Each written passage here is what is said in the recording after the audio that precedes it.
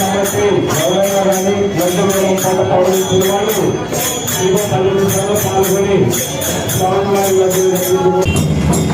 భజన కార్యక్రమం మొదలుపెట్టి భజన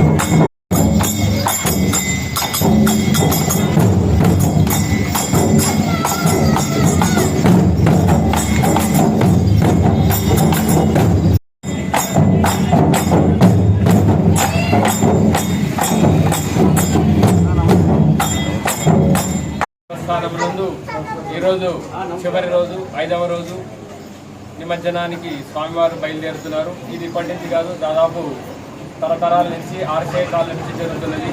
మరి ఇప్పటి నుంచి ఒకప్పుడు ఈ వినాయక స్వామి అంటే ఇక్కడే నీలకంఠేశ్వర స్వామి దేవస్థానం నుండే అక్కడే కూర్చోబెట్టేవాళ్ళని మా చిన్నప్పటి నుంచి మేము చూస్తున్నాము. మా పెద్దలు కూడా చెప్పేవాళ్ళు. మరి ఈరోజు ఊరంతా అందరూ వినాయకులు కూర్చోబెట్టి అందరూ వాళ్ళ భక్తిని చాటుకుంటున్నందుకు మా దేవస్థానం తరఫున మా వంశపారంపర ధర్మకర్త నీలకంఠప్ప నాగరాజు మురళీధర్ గారి తరఫున కూడా అభినందనలు తెలియజేస్తూ ఈ దేవస్థానానికి ఈ సంవత్సరం ప్రత్యేకంగా ప్రతిసారి లడ్డు వేలం పాటు కూడా జరగడం జరుగుతుంది. దాదాపు ఇది ఒక 10 సంవత్సరాల నుంచి నిర్వహించడం జరుగుతున్నది. మరి అన్నదాన కార్యక్రమం కూడా జరుగుతున్నది. ఈరోజు దాదాపు అన్నదానం కూడా ఒక 1000 మందికి అన్నదాన కార్యక్రమం చేయడం జరిగినది. ఆ తర్వాత కార్యక్రమం లడ్డు వేలం పాట. ఆ లడ్డు వేలం తర్వాత ఈ సంవత్సరం ప్రత్యేకంగా కర్ణాటక వాసులైన దొళ్ళ కొణిత కార్యక్రమము. ఆ కార్యక్రమాన్ని శివుని వేషాధారణకు ఆడ మగ కలిసి స్వామివారి భక్తిని చాటుకుంటూ ఆ కళాకారులు కర్ణాటక నుంచి వచ్చి ఈ సంవత్సరం ఇక్కడ నిర్వహించడం ఒక ప్రత్యేకత. ఇంతవరకు ఎంబగినూరులో నిర్వహించలేదు ఈ కార్యక్రమం. ఈ సంవత్సరము ఈ విధంగా చేయడం చాలా మంచి కార్యక్రమం అని చెప్పి వాళ్ళకు కూడా కర్ణాటక వాసులైన వాళ్ళకు కూడా మేము మా దేవస్థానం తరఫున అభినందనలు తెలియజేస్తున్నాం.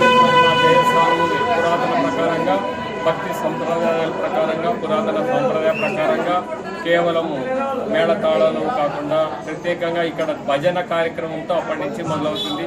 ఆ కార్యక్రమాన్ని అప్పటి నుంచి ఇప్పటి వరకు అదేవిధంగా కొనసాగించి ఇదే విధంగా మేము ఈ సంవత్సరం కూడా 5వ రోజు ఈ కార్యక్రమాన్ని ముగించి తర్వాత వచ్చే సంవత్సరం వినాయకులకు మళ్ళీ అప్పుడు ఇదే విధంగా కావాలని చెప్పి కోరుకుంటూ మరి ఈ పాఠకులు ఈ వీడియో తీస్తున్న అందరికీ ప్రతి ఒక్కరికి మరి ఛానల్ వారికి ఛానల్ వారికి అందరికీ పత్రికా విలేకరులకు తర్వాత డిజిటల్ మీడియా వారికి అందరికీ మా దేవస్థానం తరఫున అభినందనలు తెలియజేస్తున్నాను.